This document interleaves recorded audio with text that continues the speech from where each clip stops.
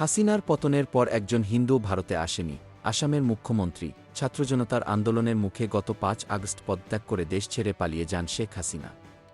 এরপর অল্প কিছু জায়গায় সংখ্যালঘুদের বাড়িঘরে হামলার ঘটনা ঘটলেও ভারতীয় কিছু সংবাদমাধ্যম ও সোশ্যাল মিডিয়ায় সেগুলোকে ফলাও করে প্রকাশ করে। ভিত্তিহীন ছবি ভিডিওর পাশাপাশি বাংলাদেশের হিন্দুদের ওপর অত্যাচার এবং অনেকেই ভারত চলে যাচ্ছেন বলেও গুজব ছড়ানো হয়।